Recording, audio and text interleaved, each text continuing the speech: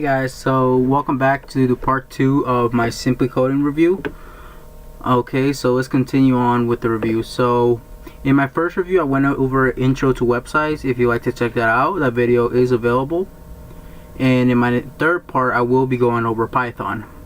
This one I will be going over Java. So for this one, as I just said, I'll be doing the JavaScript platform. But before that, let me show you how these I should say courses line up. So on here are your course pathways. Something that I can say about Simply Coding is they do have sort of a guideline for you that you can go with depending on what course you start with. So here, your level 1s, you have your intro to websites and your JavaScript platform. As I said before, I went over intro to websites in my first video. This one I will be going over the JavaScript platform. For your level 2s, you do have your, for example, if you started into intro to websites, you can move on to your responsive websites and then maybe go on to a level 3 like Python, iOS apps, Android apps. Or if you start off with the JavaScript platform, you can also move on to JavaScript tower defense and also phone app, Android, etc.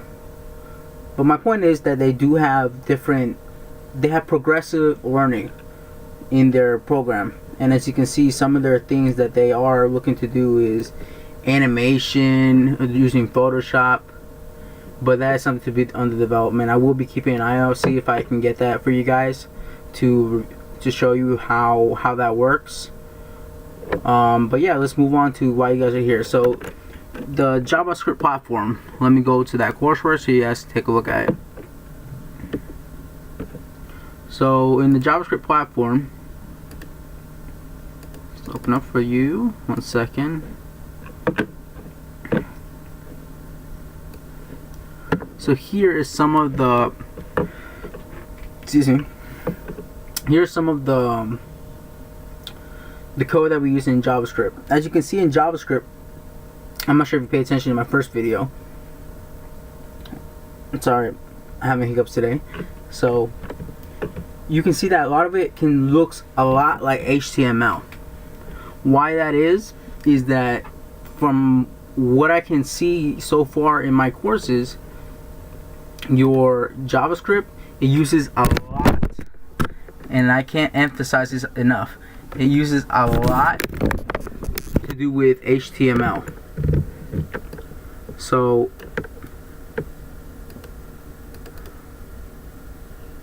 here, let me show you some of the why that is.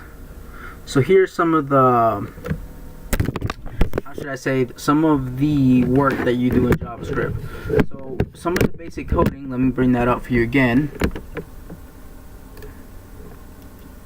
As you can see, some of the coding is partially for the actual web page, and then here, as when you see where the script starts running, that is the actual Java part of it.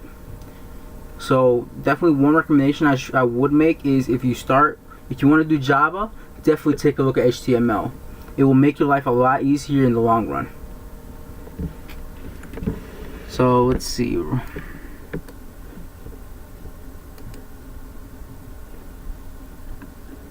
So here, if you take a look at the lessons,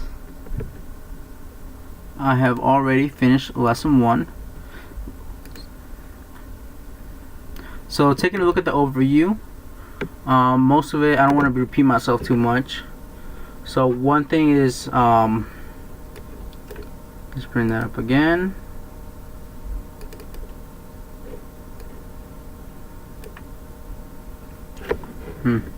Okay, there we go.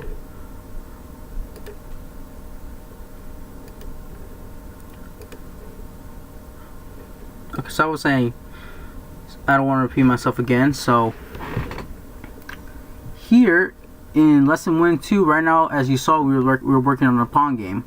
From the website, from the example that I showed you earlier, that is actually what I am working on right now. It's basically a game that it's a basic game for Pong. So let me see if I can find that here. click here, see Pong, and it's JavaScript. So here I'm going to be showing you what the final product will be looking like. They do show you that in the beginning of the coursework. So while that loads, let's continue reading that a little more. So starting off with your lessons, like I said, you were doing lesson 1 and 2 would be Pong. Lessons 3 and 5 would be Fish. So it's a game. So you'll be using how to map out the actual keys, etc. And then 6 through 10 will actually be a platform game. That is the one I'm actually looking forward to the most. And then here, doesn't look like the internet wants to cooperate with me at the moment. I don't know what it is, guys. I'm having an off day today with my internet. Probably gonna call the provider soon, but here we go.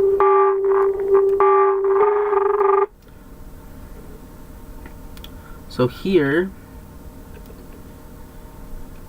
you can take a look at what the final coding is gonna be for this game. So basically at the end of lesson 1 and 2, this is what we can expect. Let me play the game for you.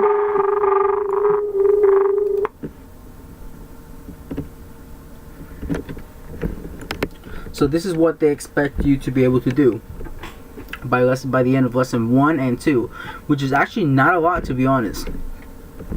The coding itself is very self-explanatory, especially with the videos. As I said in my first video, the videos do help you so much more. If you read a lot, I'm not saying don't read the instructions, but you should read them just to get a better understanding. But definitely, if you watch the videos, the guy who writes these, who's amazing as a teacher, I can say, he really goes into much more detail, does a better explanation of what you're actually doing versus you reading yourself and just getting your own personal interpretation, which you should do.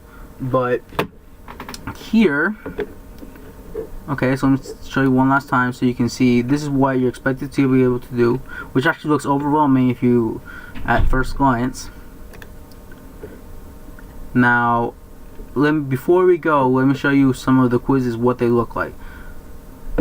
But first, let me show you a little bit on what you kind of saw.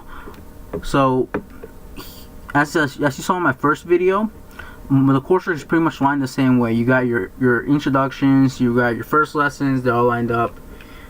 Here, as you can see, they tell you, they explain a little bit of what HTML is and how it works.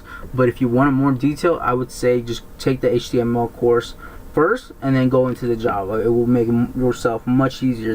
Because I took my HTML first, or at least started it, I had a much better understanding when I went into my Java work. So here, let's take a look at the quizzes a little bit.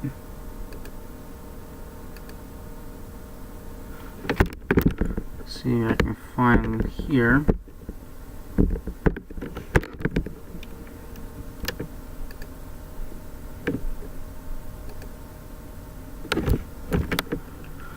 Okay. Yeah, definitely I'm having an off day with my internet today. But in the meantime, let me explain to you a little bit more about what this is. So, here when you go into the actual first lesson, let me just give you a small briefing of what I went through. So pretty much here, the only difference between this HTML and then starting with this one is you know that it was HTML, you have your HTML tag, your head tag, and then here would be your title tag. But because I wanted to get a little creative, I just changed mine to a marquee tag, so the actual Pong would be moving from side to side in the screen. And then here, your function start and your SJS open will be for your image. So this is when you're declaring your variables. So here, ball is what I chose for mine, and then here is just the where the file is located. So this, because it was located on my computer, this is what the extension was. And then here is pretty much just saying what the size, how big the ball is. Move to is basically just putting it where you want it to start. The friction is if you didn't have any, it would